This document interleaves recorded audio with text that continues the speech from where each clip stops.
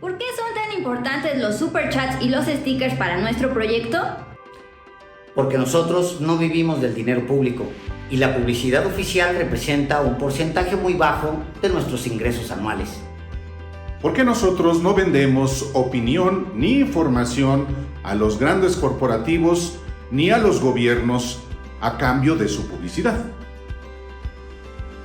Porque no hacemos ni entrevistas a modo ni reportajes a modo, hacemos periodismo libre. Porque no nos avergüenza decir que ustedes son nuestra principal fuente de ingresos. Cada vez que ustedes entran a sinembargo.mx, nos ayudan a financiarnos. Cada vez que ven un programa, nos dejan un like, un superchat o un sticker, están pagando nuestros salarios. Hacemos periodismo para ustedes, pero gracias a ustedes. Y estamos muy contentos. Gracias. ¡Gracias! Gracias. Muchísimas gracias.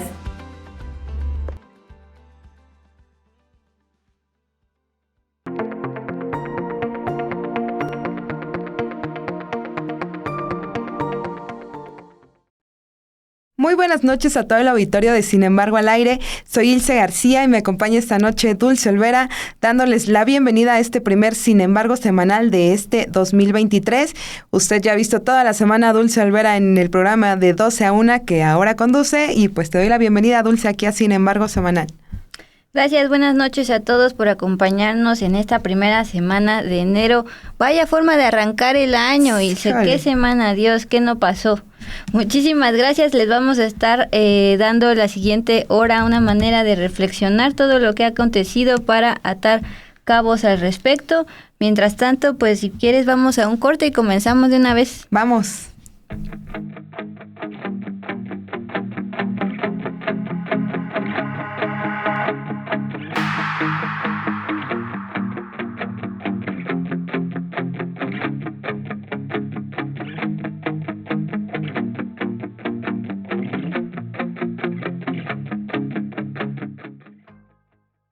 Como bien decías, Dulce, ha sido una semana muy intensa en temas de seguridad y desde el día lunes pues empezamos con información de allá del norte del país, de Ciudad Juárez, y es que un motín en el penal, en el Cerezo número 3 de Ciudad Juárez dejó un total de 17 muertos, entre ellos 10 custodios y 7 personas privadas de la libertad, que entre los decesos. Y bueno, este ataque fue perpetrado por un comando armado allá en el Cerezo número 3, donde 30 reclusos lograron escapar, entre ellos el Neto, líder de los Mexicles, que más adelante le vamos a informar que pues finalmente este recluso fue abatido. Además, otras 15 personas resultaron heridas en este ataque, entre ellos también un guardia de seguridad. La secretaria de Seguridad y Protección Ciudadana, Rosa Isela Rodríguez, explicó el día lunes en la conferencia matutina que el penal donde se fugaron tiene una población de cerca de 3,901 internos y que fueron 17 los muertos durante el ataque. Y bueno, por su parte, el general Luis Crescencio Sandoval, secretario de la Defensa Nacional, detalló que los hombres que perpetraron este ataque al penal utilizaron fusiles de alto asalto, un lanzagranadas y vehículos blindados, e indicó también pues lo que se encontró dentro del penal, entre varias otras cosas, celdas VIP. Pero vamos a escuchar parte de lo que informó el día lunes el titular de la Sedena sobre este ataque allá en Ciudad Juárez. Aquí casi a las 7 de la mañana es cuando se inicia, un poquito antes se inicia el motín. El jefe de custodios y seguridad despliega su fuerza de reacción, la interna, y la cual es agredida por los internos que ya contaban con armas con la que hacen fuego hacia el personal de internos. Inicialmente la policía municipal no tiene o no entra a lo que es el Cerezo, pero personal de la Guardia Nacional, apoyados con el Ejército y también la Policía Estatal.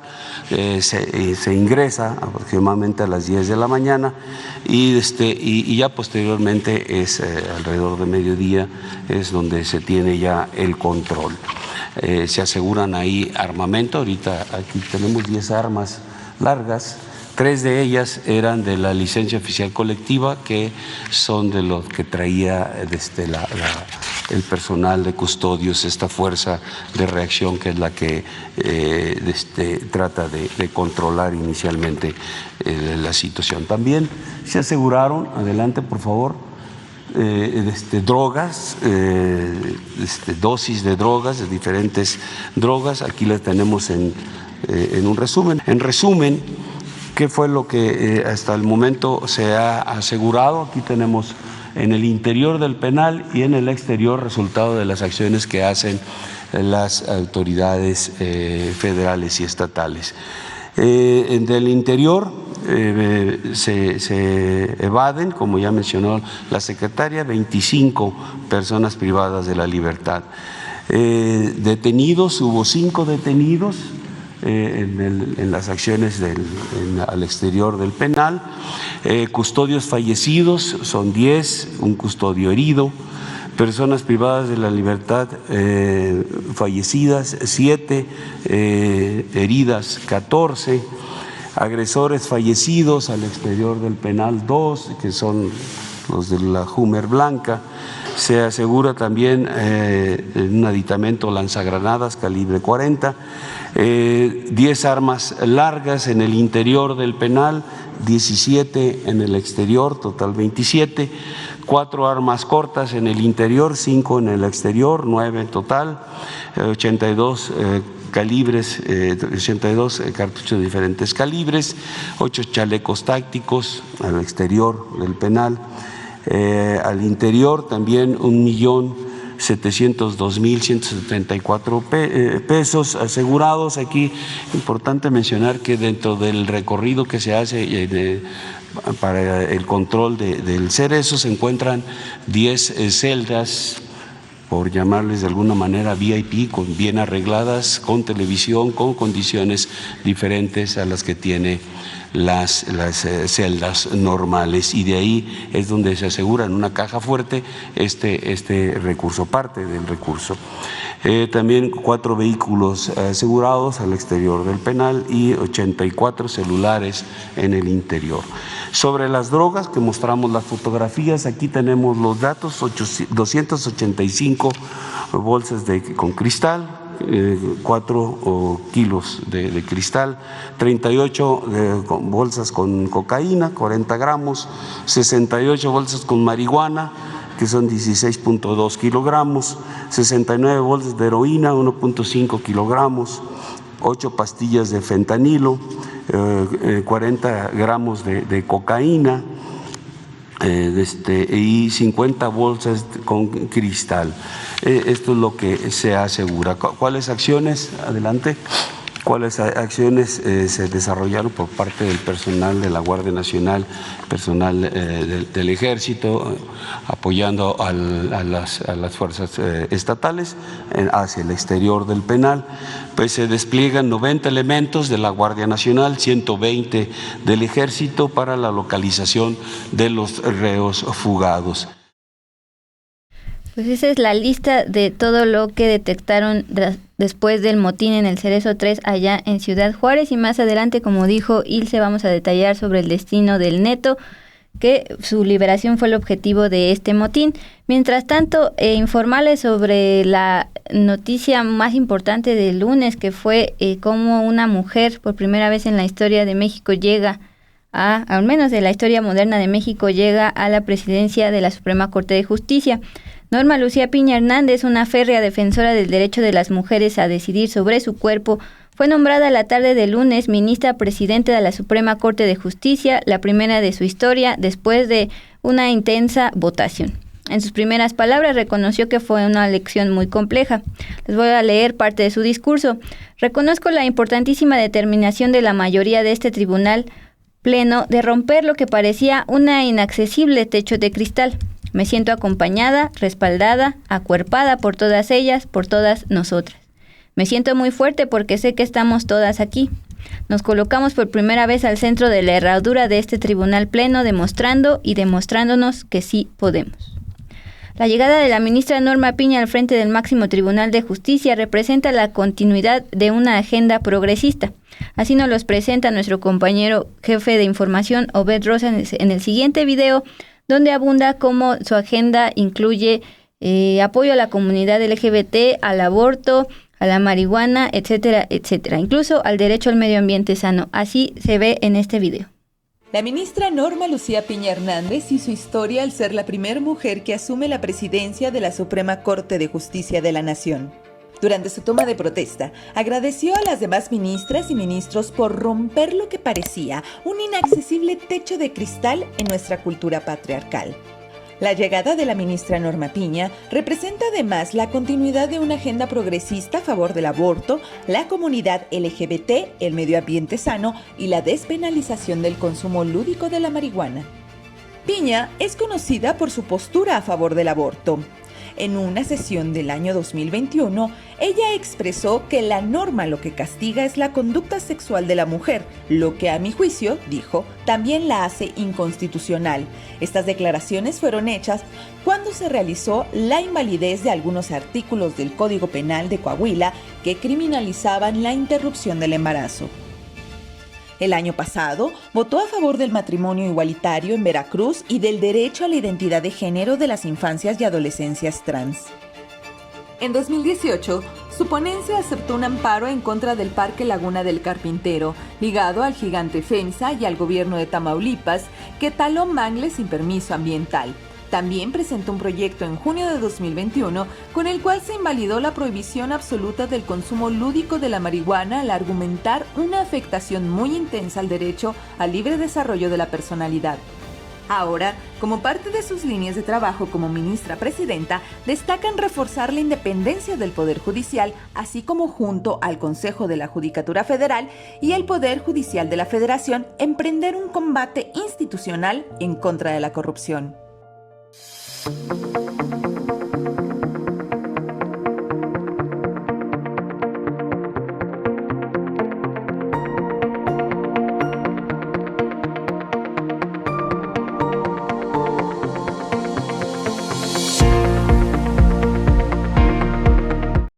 Y bueno, Dulce, en medio de la designación de la ministra Norma Piña como presidenta de la Suprema Corte, pues también está el otro tema alterno que fue el de el supuesto plagio de la tesis de la ministra Yasmín Esquivel. Ese día, en la sesión donde se elige a Norma Piña como la nueva presidenta de la Suprema Corte, la ministra Yasmín Esquivel toma la palabra para explicar nuevamente para defender nuevamente su tesis. Ella dijo que previo a la votación, ella dijo que se manipularon los archivos de su tesis y que todo fue una artimaña para desacreditarla ante su aspiración también por la presidencia de la Suprema Corte. Esquivel acusó que los poderes fácticos manipularon la información y armaron una campaña en su contra para influir en este proceso.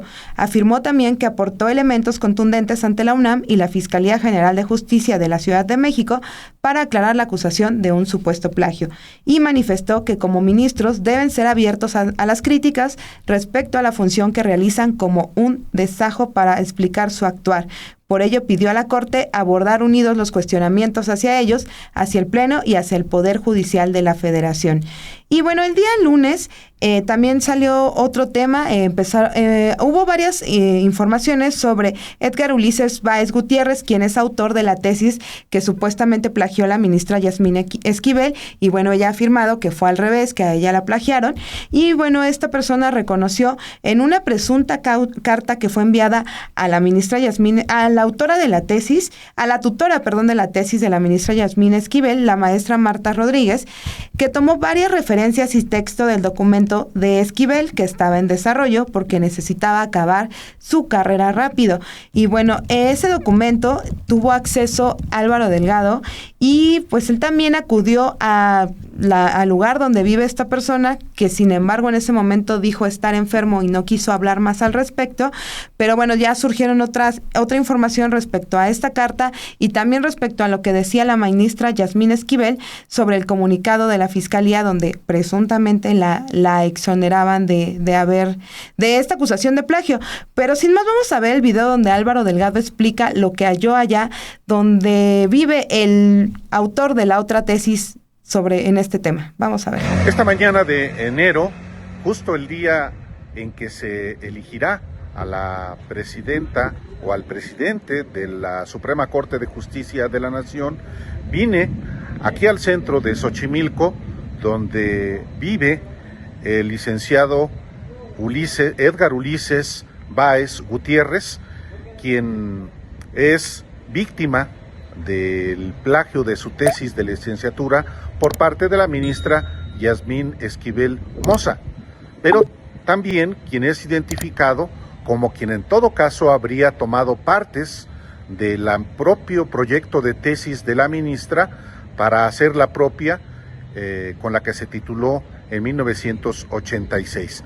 Hoy lunes, la Fiscalía de la Ciudad de México emitió un dictamen en el que se establece que fue Báez Gutiérrez quien habría tomado partes del proyecto de tesis de la ministra, según una carta que él mismo envió a la asesora de tesis de ambos. Es un asunto que todavía está en investigación por parte de la UNAM. Pude platicar con el licenciado Edgar Ulises Báez Gutiérrez, no me permitió grabarlo, solamente grabarlo en audio, y lo que él solamente dijo es que se encuentra convaleciente de una operación de cataratas, que no puede recibir absolutamente a nadie, y sobre el caso específico del plagio de su tesis por parte de la ministra o del plagio de él al proyecto de la ministra, dijo que no tenía nada más que agregar.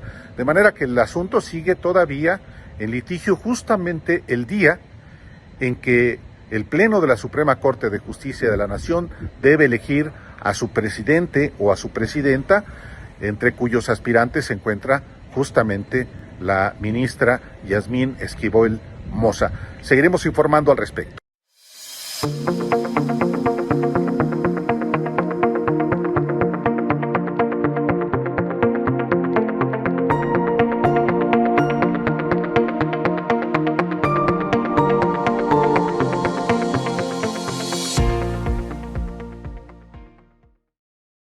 Ahí estuvo nuestro jefe de información e investigación Álvaro Delgado en el centro de Xochimilco, donde vive este autor de esta tesis. Y bueno, este video lo grabó justo antes de que se supiera lo que ya le informamos aquí en Sin embargo Semanal. Norma Piña es la nueva presidenta ministra de la Suprema Corte en un hecho histórico. Y bueno, vámonos a salir un poquito de México, Ilse, porque mientras nosotros estábamos recibiendo el Año Nuevo, mientras los del penal de la Ciudad Juárez planeaban su motín y fuga, incluyendo la del Neto, allá en Brasil, bueno, Lula da Silva tomó protesta como presidente por tercera ocasión. El presidente brasileño Luis Ignacio Lula fue investido el domingo y en su primer discurso expresó optimismo sobre sus planes de reconstrucción y prometió que los miembros del gobierno saliente de Jair Bolsonaro rendirán cuentas. Lula asumió el cargo por tercera vez después de frustrar el intento de reelección del ultraderechista Bolsonaro. Su regreso al poder marca la culminación de un resurgimiento político que fascina a sus simpatizantes y molesta mucho a sus rivales en una nación fuertemente polarizada.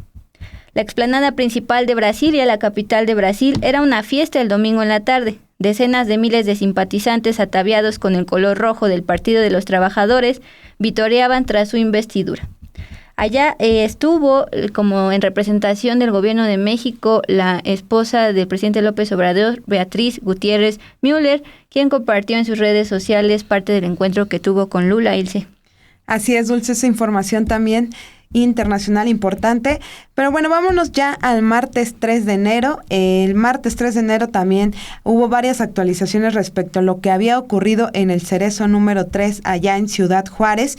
Y bueno, lo primero que se dio a conocer por parte de la Fiscalía General del Estado de Chihuahua fue que se cesó al director de ese penal, Alejandro Alvarado Telles, pues después de este ataque que se registró el 1 de enero.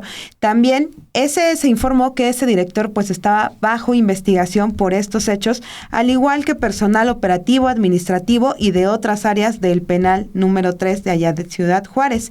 Y bueno, ¿por qué se les investiga? Pues no solo por el ataque, sino también por después de este descubrimiento de las 10 celdas VIP, que había celulares, droga, televisiones, o sea, y entonces se abre esta investigación, pues ¿por qué se permitió tener todo esto a los reclusos allá adentro?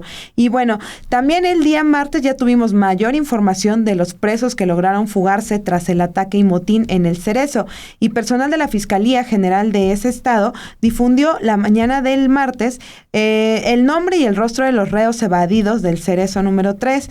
Como les habíamos informado, uno de los evadidos fue Ernesto Alfredo Piñón de la Cruz, alias El Neto, identificado como presunto líder de una célula de los Mexicles. Pero vamos a ver este video donde les hablamos más de los perfiles que se fugaron, ya que había asesinos, secuestradores, violadores, pues 30 reos que lograron fugarse tras ese motín allá en Ciudad Juárez. Vamos a ver el siguiente video. Homicidios, secuestros, violación y acusados por delitos contra la salud y deportación de armas de uso exclusivo del ejército. Esos son los crímenes que pesan contra los 25 presos evadidos en medio del motín en el Cerezo de Ciudad Juárez. El principal de los internos evadidos es Ernesto Alfredo Piñón de la Cruz, alias El Neto, quien es identificado por las autoridades como el presunto líder de la célula Los Mexicles, uno de los grupos que opera en esa frontera en alianza con el Cártel de Sinaloa. Piñón de la Cruz estaba preso desde el año 2009, con una condena acumulada de más de 200 años de cárcel por secuestro y homicidios.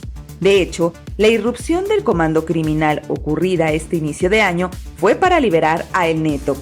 Junto a él fue liberado también César N., apodado Chilín, el principal subalterno de la pandilla Los Mexicles. Aunque en un principio se habló de 27 internos que se fugaron, la Secretaría de Seguridad y Protección Ciudadana del Gobierno Federal precisó que son 25 los internos fugados, de acuerdo con los reportes de la Autoridad Penitenciaria de Chihuahua. En las fichas difundidas por las autoridades, se dio a conocer el nombre completo del interno, apodo, estado civil, nivel académico, nacionalidad, domicilio, media afiliación, fecha de ingreso al reclusorio, delito que enfrenta, casi en la mayoría el grado de peligrosidad, y en algunas observaciones se incorporan 3 fotografías, tanto de frente como de perfil. La mayoría de las 25 personas evadidas son acusados de homicidio y portación de armas de uso exclusivo del ejército mexicano, aunque también hay personas acusadas de delitos de violación, feminicidio y secuestro, entre otros.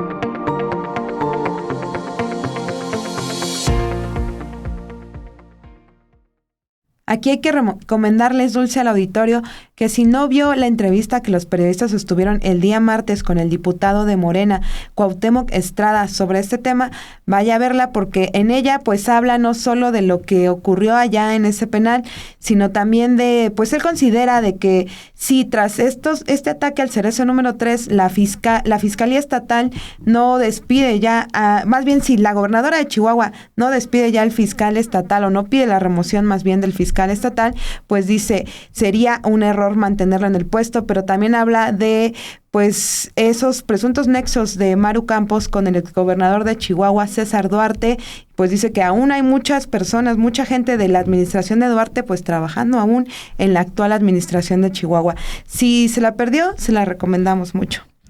Muy buena, Ilse, y esa gobernadora de Chihuahua, Maru Campos, sí que se tardó en emitir una postura respecto de todo este motín. Más adelante les vamos a decir lo que dijo. Mientras tanto, retomando el tema del presunto plagio de tesis de la ministra Yasmín Esquivel. El día lunes, justo en el marco en que se celebró la votación para elegir la nueva presidencia de la Suprema Corte de Justicia, el diario El Universal publicó una supuesta información de la Fiscalía de la Ciudad de México. Bueno, el día martes, la Fiscalía de la Ciudad de México, titulada por Ernestina Godoy, emitió un hilo de tweets para aclarar que todo lo dicho ahí era falso. Así fue. Informó que hasta el momento no se había pronunciado sobre la denuncia que interpuso la ministra Yasmín Esquivel por el presunto plagio de su tesis. Añadió que no ha hecho pública alguna conclusión en el sentido que la denunciante fuera víctima de plagio. En un hilo en Twitter, la Fiscalía Capitalina recordó que inició una carpeta de investigación luego de recibir la denuncia de Esquivel y ha llevado diversas diligencias al respecto, pero aclaró que aunque ha recibido documentos de la denunciante, aún faltan más que la denunciante refirió que presentaría posteriormente. También agregó, no obstante, dada la temporalidad de los hechos y al existir la prescripción, el Ministerio Público resolvió el no ejercicio de la acción penal en dicha carpeta de investigación, este presunto plagio. Y finalizó. En ese sentido, la Fiscalía General de Justicia de la Ciudad de México desconoce el documento que circula por diferentes medios y redes sociales, donde se hace referencia a nombre de esta institución de supuestas conclusiones sobre la referida denuncia. Ahí está el riesgo, Ilse, de informar a partir de filtraciones, en este caso de la supuesta Fiscalía General, que salió a desmentir todo. Así es, Dulce, también fue algo que sucedió esta semana. Pero pasando a otro tema del día martes, llegó esta nueva audiencia del exdirector de Pemex, Emilio Lozoya, que pues no ha desistido en su intento de alcanzar un acuerdo reparatorio con la petrolera estatal Petróleos Mexicanos para librarse del cargo de operaciones con recursos de procedencia ilícita. En la audiencia del día martes, pues nuevamente la defensa de Lozoya pide diferir esta audiencia por 30 días hábiles más.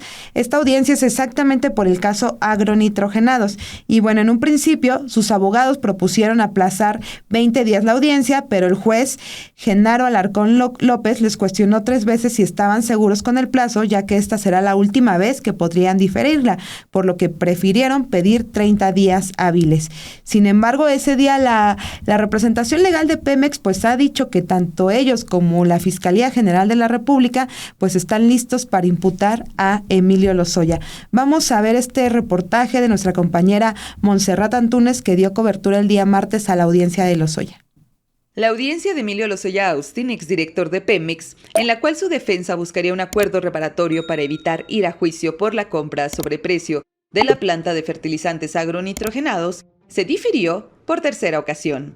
El juez concedió a Lozoya un último plazo de 30 días para que su defensa revise las pruebas en el caso.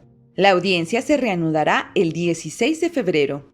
Al término de la audiencia, que esta vez fue presidida por el juez Genaro Alarcón López, el abogado defensor Miguel Ontiveros Alonso aseguró que no va a haber juicio contra Emilio Lozoya, lo que sí va a haber será un acuerdo reparatorio. No obstante, la representación legal de Pemex insistió en que no han alcanzado un convenio y dijo estar lista para llevar el proceso penal a la etapa intermedia. En ello coincidió la Fiscalía General de la República. La defensa de Lozoya pidió más tiempo para analizar los datos de prueba que la Fiscalía General de la República ha aportado, pues destacó que algunos estarían dañados porque no pueden abrirse en sus computadoras.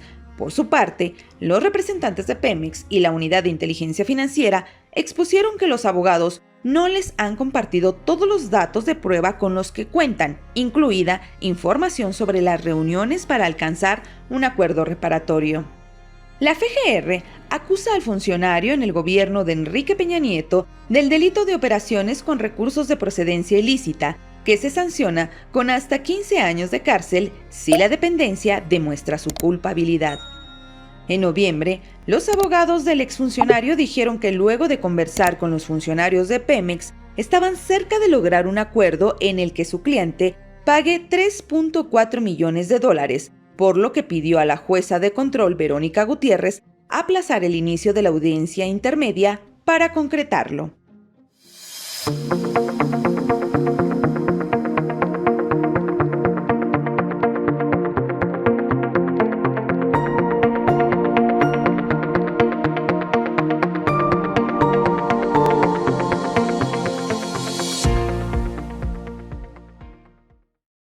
Bueno, después de este reportaje de nuestra colega Montserrat Antúnez desde allá en el Reclusorio Norte en la Ciudad de México, pasemos ya a la mitad de esta semana con Bulsa Ilse, miércoles 4 de enero.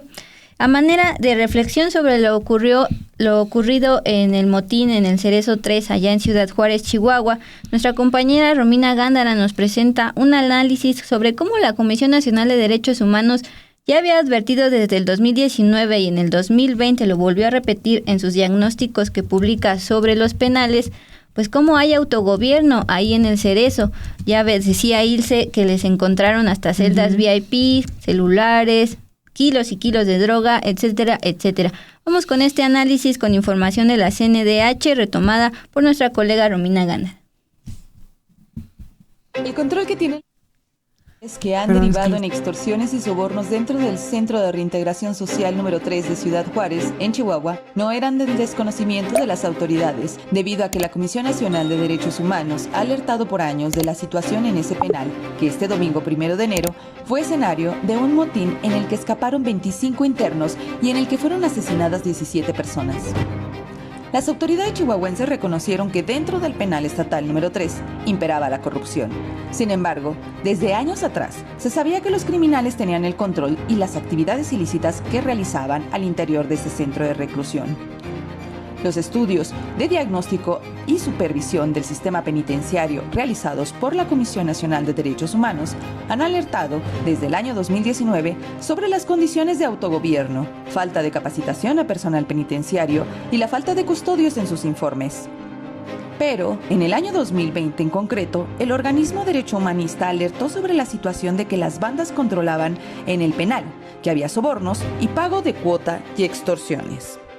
En Chihuahua hay al menos 8.879 personas privadas de la libertad en 6 cerezos, que en su conjunto tienen una calificación de 7.7 de acuerdo con el Diagnóstico Nacional de Supervisión Penitenciaria realizado por la Comisión Nacional de Derechos Humanos.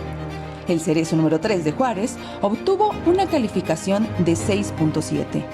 El gobierno federal responsabilizó al mandato de María Eugenia Campos Galván por la fuga de los internos. Sin embargo, la Comisión Nacional de Derechos Humanos ha detectado y mostrado su preocupación por el abandono institucional que involucra a diversas autoridades.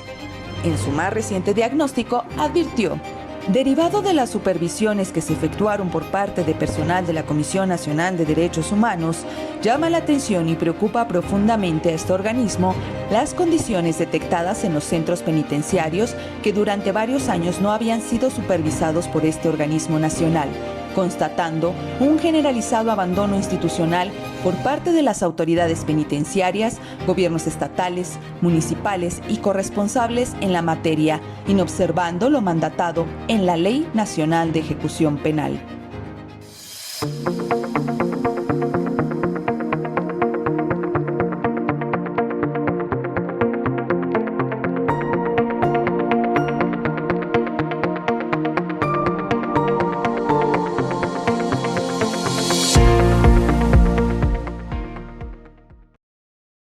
Y bueno, como ya le habíamos mencionado, en el caso del ataque y motín en el Cerezo número 3 de Ciudad Juárez, pues la gobernadora de Chihuahua, Maru Campos, había hecho declaraciones al inicio de la semana, el lunes y el martes, en sus redes sociales, había publicado tweets, pero no había salido con un mensaje como el que dio hasta el día miércoles. Así es, 2 días después de los ataques allá en el penal de Ciudad Juárez, pues la mandataria sale con este video que estamos viendo en pantalla, que publica en sus redes sociales, donde habla de los hechos ocurridos allá y pues afirma que su gobierno está haciendo acciones contundentes para cambiar de fondo el problema de inseguridad, pero también pide no politizar el ataque registrado allá y pues dice que el problema de inseguridad en los penales lleva de hace años y afecta a todo el país. Sin más, vamos a escuchar esta declaración que hace la gobernadora de Chihuahua 2 días después de estos ataques allá en Ciudad Juárez.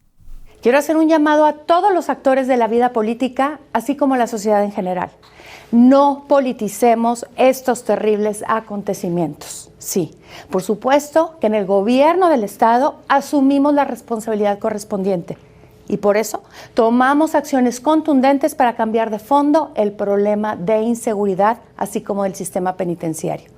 La violencia, y particularmente la violencia generada en los penales, es un cáncer de años que afecta a todo el país. Y hoy estamos viviendo las consecuencias de la corrupción y la inacción de generaciones y administraciones del pasado reciente.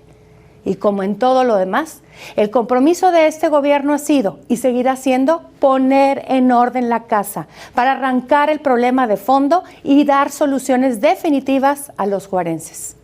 A la ciudadanía no les sirve de nada ver a los políticos echando culpas. Lo que los juarenses necesitan son resultados.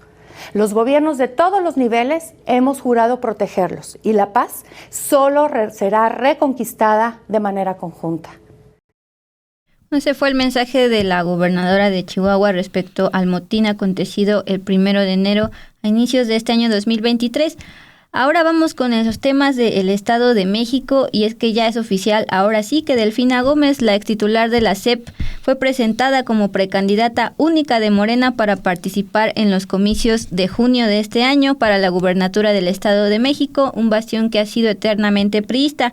Ella anunció a Horacio Duarte como coordinador de su precampaña y a Higinio Martínez como delegado especial del Comité Ejecutivo Nacional. Los tres eran aspirantes a candidatos a gobernar el Estado de México y ahora son todo un equipo. Vamos a escuchar cómo lo dijeron en esta rueda de prensa. El día pasado, el 2 de enero, me inscribí a lo que es una precampaña que se va a realizar y que efectivamente ya estamos en ello. Por eso se toman decisiones que son importantes para una servidora y que definitivamente lo que se pretende es que se fortalezca estas acciones y que se fortalezca este equipo, por lo cual he decidido nombrar al licenciado Horacio Duarte Olivares como coordinador de la precampaña en este momento, pero que en su momento ya será también coordinador de la campaña formal. Y sin duda alguna es un estado que necesita mucha atención, hay más de 18 millones de habitantes, entonces necesitamos mucho apoyo. ¿Y quién más que alguien que ha estado durante mucho tiempo en este proceso de cuestión política y que mis respetos porque es una persona visionaria, una persona que efectivamente ha mostrado mucho cariño y mucho trabajo en lo que se refiere al Estado de México?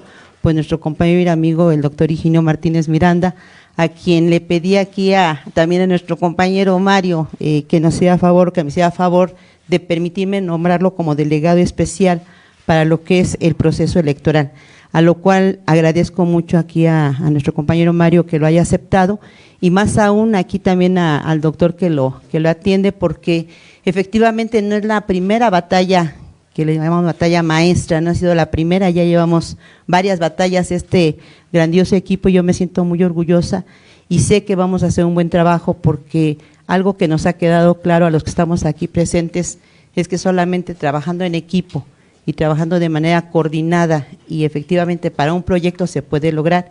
No hay diferencia alguna, no hubo duda de ninguno de nosotros, y bueno, la verdad es que sirve mucho nuestra condición de texcocanos, los tres vivimos en Texcoco, ahí nacimos, seguimos viviendo en Texcoco, tenemos nuestra familia, y ahora bueno, pues la maestra se va a ir a Toluca próximamente a vivir, pero nosotros ya veremos. Por lo pronto a ganar, con todo, es nuestro apoyo a la maestra Delfina. Morena está unido en el Estado de México.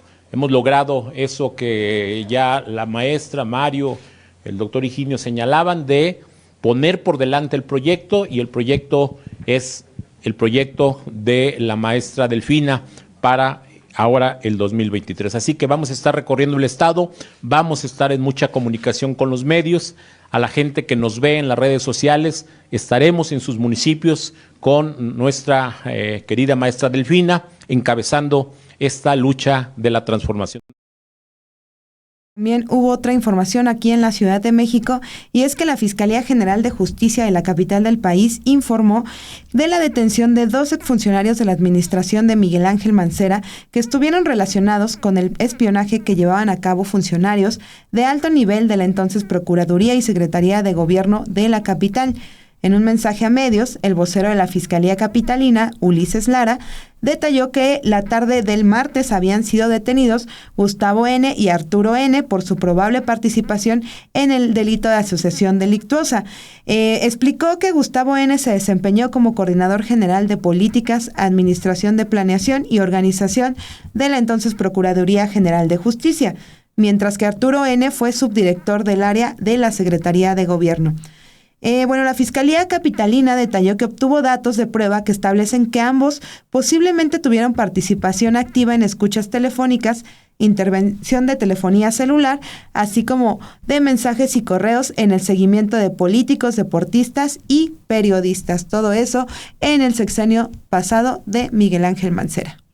Políticos como el ahora presidente Andrés Manuel López Obrador y la candidata al 24 Claudia Sheinbaum. Aspirante. Sí, aspirante.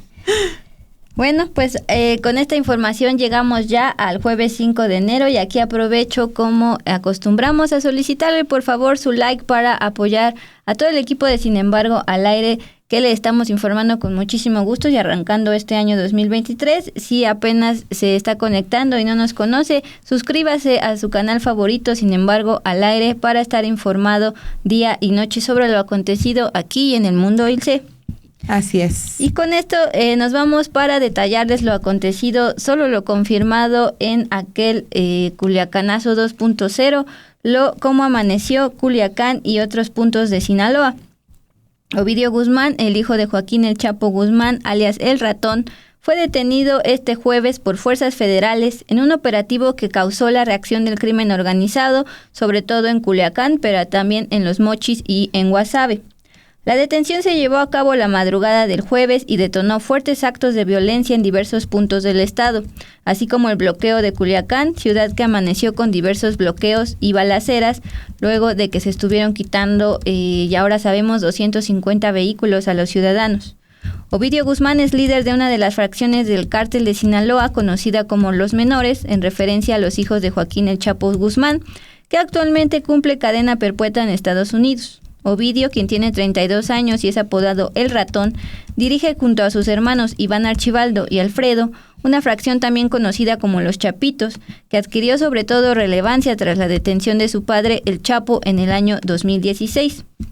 En una rueda de prensa emitida al mediodía del jueves, la titular de la Secretaría de Seguridad, Rosa Isela Rodríguez, reiteró que se había llevado a cabo un operativo en la ciudad de Culiacán por parte de las fuerzas federales y que fue ejecutado de manera estratégica mediante el uso de inteligencia operativa para evitar afectaciones a la población. Por su parte, el general titular de la Sedena, Luis Crescencio Sandoval, fue el encargado de confirmar la detención de Ovidio Guzmán. El general Sandoval detalló que el operativo fue fruto de 6 meses de vigilancia e inteligencia que lo llevó a cabo la Guardia Nacional con apoyo del Ejército. La Guardia detectó personal armado y vehículos blindados propios del crimen organizado y cuando se establecieron círculos de seguridad y se comenzaron a hacer inspecciones, las Fuerzas Armadas fueron agredidas. Los efectivos militares respondieron a la agresión y fue después cuando identificaron al narcotraficante Ovidio Guzmán. Vamos a escuchar parte de esta conferencia de prensa que fue tan esperada ayer jueves. En el marco de la Estrategia Nacional de Seguridad Pública y la política de cero impunidad del gobierno federal, la madrugada del 5 de enero del presente año, personal del Ejército Mexicano y Guardia Nacional, en coordinación con el Centro Nacional de Inteligencia, el CENFI, la Fiscalía General de la República y la Secretaría de Seguridad Pública de Sinaloa, detuvieron a Ovidio N., presunto líder de la fracción Los Menores afín al Cártel del Pacífico. Con base en la planeación, coordinación interinstitucional y en los trabajos de inteligencia para detectar organizaciones criminales con presencia en el país, el personal militar, al realizar reconocimientos terrestres al noroeste de Culiacán, llevó a cabo la detención de Ovidio N.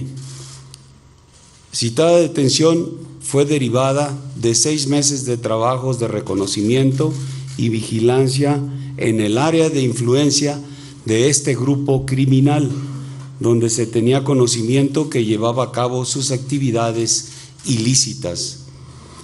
Personal de la Guardia Nacional, con apoyo a distancia del Ejército Mexicano, lograron identificar personal armado a bordo de varias camionetas tipo pick-up, algunas con blindaje artesanal característico de las organizaciones criminales. Bajo este escenario, la Guardia Nacional se coordinó de manera inmediata con la 9ª Zona Militar, ahí en Culiacán, Sinaloa, misma autoridad que hizo las coordinaciones con todas las instancias correspondientes. Se estableció un esquema operativo de seguridad interinstitucional que abarcó diferentes círculos de seguridad, estableciendo un cerco perimetral sobre los vehículos sospechosos a efecto de proceder conforme a derecho a la detención y revisión de los mismos.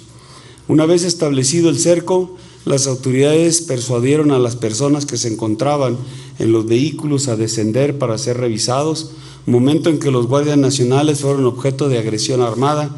Ante esta situación, se estableció un plan de defensa y al tener una amenaza real, actual e inminente que puso en peligro sus vidas, actuaron de conformidad con lo establecido en la Ley Nacional del Uso de la Fuerza. Después de controlar la agresión directa en contra de las fuerzas de seguridad, se identificó a Ovidio N. entre los integrantes de este grupo delincuencial, logrando su aseguramiento en posesión de armamento exclusivo del Ejército y Fuerza Aérea Mexicanos. Momentos después de la detención, células integrantes de su grupo delictivo realizaron 19 bloqueos y agresiones armadas en diferentes partes de la ciudad de Culiacán, entre las que destaca el Aeropuerto Internacional Federal de Culiacán y la Base Aérea Militar número 10. De igual forma, fueron bloqueados todos los accesos a la ciudad de Culiacán, detectándose 4 de ellos en el acceso a la ciudad de Mochis y 2 más en la salida hacia Costa Rica, Sinaloa. El detenido fue trasladado desde el punto de su detención a la Ciudad de México en aeronaves de la Fuerza Aérea Mexicana. Hasta el momento, el personal del Ejército Mexicano y Guardia Nacional continúan realizando reconocimientos terrestres y aeronaves de la Fuerza Aérea Mexicana realizan reconocimientos aéreos para coadyuvar con las autoridades civiles al restablecimiento del orden público y del Estado de Derecho. Ovidio N. es quien lidera la fracción Los Menores, afín al Cártel del Pacífico, generador de violencia en 4 estados y en la región noroeste del país, hijo de Joaquín Guzmán Loera, quien se encuentra preso en los Estados Unidos de América. El detenido fue trasladado a las instalaciones de la Fiscalía Especializada en Materia de Delincuencia Organizada, FEMDO, para ser puesto a disposición del agente del Ministerio Público Federal y determinar su situación jurídica. Estas actividades se llevaron a cabo con estricto apego al Estado de Derecho y con pleno respeto a los derechos humanos. Cabe hacer mención que esta detención representa un golpe contundente a la cúpula del poder del Cártel del Pacífico, acciones que refrendan el compromiso leal e institucional por parte del Ejército Mexicano, Guardia Nacional, CNI, CENFI, Fiscalía General de la República y Secretaría de Seguridad Pública del Estado. Como cité, continúan las agresiones por el grupo criminal y una serie de acciones de todas las instituciones para restablecer y mantener el orden y paz. Pues esa fue la nota del día de ayer, Dulce. Yo creo que va a ser la nota por mucho tiempo todavía, y pues fue un arranque de año muy movido justo por lo que sucedió ayer en Culiacán, que mantuvo los ojos de todo el país e incluso pues de países como Estados Unidos que se interesan también mucho en estos temas en cuestión de México, pero pues esto mantuvo en alerta ayer a los ciudadanos de Culiacán y de México y de otros lados también de Sinaloa. Pero bueno, no solo eso ocurrió el día de ayer, o no solo es información en cuanto a temas de narcotráfico. Como les habíamos comentado, pues este ataque en el Cerezo número 3 permitió que se fugara el Neto, el presunto líder de esta banda conocida como Los Mexicles, este grupo del crimen organizado. Pues el día de ayer ya el gobierno de Chihuahua confirma que este personaje murió la madrugada del jueves luego de de una persecución con elementos de seguridad de ese estado. El gobierno detalló que las fuerzas del operativo conjunto para recapturar a los reos que escaparon del Cerezo número 3 registraron un enfrentamiento armado con el Neto, donde resultó inicialmente herido, pero pues después fue trasladado, mientras iba siendo trasladado, pues finalmente el Neto falleció. El enfrentamiento se dio en las calles Toltecas y Setzales, en la colonia Aztecas, allá en Ciudad Juárez. Y pues el Neto, al percatarse que había sido encontrado por las autoridades, intentó escapar en un vehículo hasta que se impactó en una gasolinera. El gobierno de Chihuahua detalló que en ese lugar disparó en contra de las fuerzas del orden, resultando herido de gravedad y falleciendo posteriormente cuando era trasladado a las instalaciones de la Fiscalía de Distrito de Zona Norte. Y bueno, él fue en este operativo fue asegurado un automóvil BMW blindado con 8 armas largas y 5 chalecos tácticos, donde pues trataba de escapar este personaje que finalmente fue abatido. Así es, muy joven muere este narcotraficante. En la última noticia del día jueves, lo acontecido ayer sobre el Estado de México, ya le decíamos quién es ya la candidata oficial de Morena para la gubernatura que se va a disputar este junio en las elecciones. Mientras tanto, ha habido pues señalamientos sobre, así como la jefa de gobierno Claudia Sheinbaum tiene plagado el país de espectaculares, bueno, ya no, pero están plagado el país de espectaculares que ya se pidieron bajar y que los diputados o algunos diputados de la bancada de Morena ya aceptó que son ellos. Bueno, en el Estado de México en particular hay espectaculares de la precandidata a la gubernatura por parte del PRI. Ante ello, el dirigente de Morena, Mario Delgado, anunció que el equipo de precampaña que se presentó esta semana de Delfina Gómez presentó una denuncia ante el Instituto Electoral del Estado de México por los más de 300 espectaculares y 200 anuncios exteriores que se han colocado en el Estado de México para promocionar a Alejandra del Moral. En un mensaje a medios acompañado de este equipo de campaña, Horacio Duarte e Higinio Martínez, el dirigente de Morena explicó que han calculado que el costo de estos anuncios rebasan los 30 millones de pesos, que es el tope de precampaña establecido. Por ello exigieron a este Instituto Electoral Estatal que se contabilice ese gasto como gastos de precampaña ya de una vez rumbo a junio del 23, Ilse. Así es, Dulce. Hemos llegado ya al viernes 6 de enero, el día de hoy. Ojalá que si están compartiendo ustedes con su familia una rosca de Reyes, la estén pasando muy bien. Y pues a todos los niños que recibieron hoy sus juguetes, ojalá también se estén divirtiendo mucho. Y bueno, Dulce, continuando con la información de la detención del día de ayer de Ovidio Guzmán, pues hoy primero se dio a conocer que consiguió una suspensión de plano contra una posible extradición a Estados Unidos, el país que lo requiere, así como contra su incomunicación.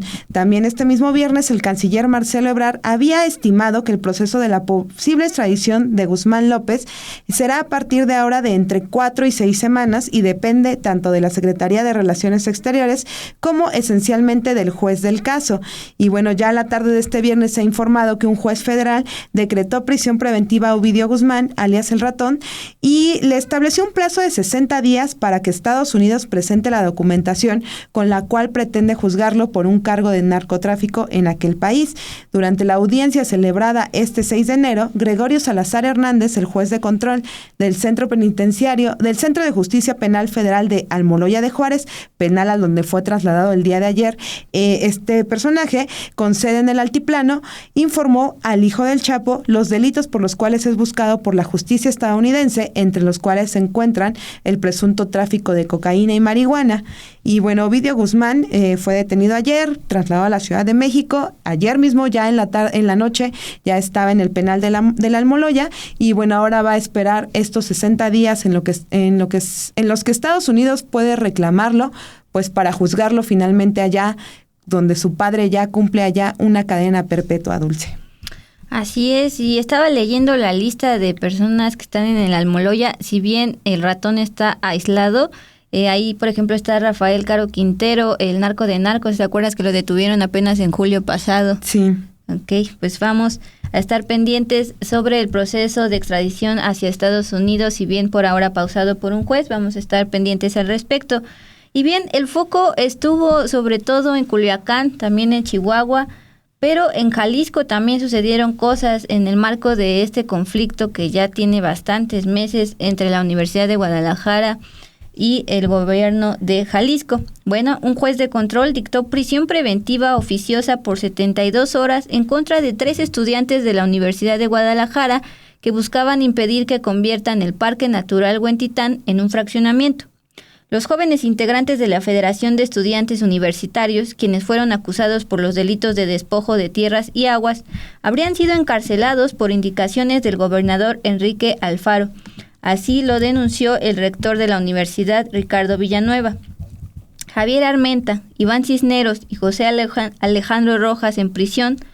La UDG se declaró en estado de emergencia, mientras que será hasta el próximo martes de la próxima semana cuando se reanude la sesión en la sala de juicios orales del complejo penitenciario de Puente Grande en Jalisco para saber la situación jurídica de estos jóvenes.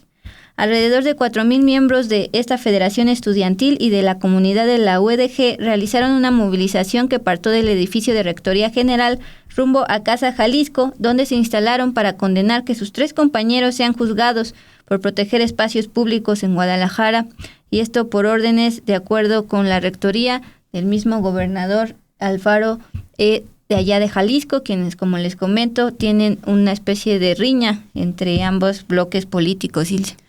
Así es, Dulce. Y bueno, vámonos a la última nota que les hemos seleccionado en este resumen.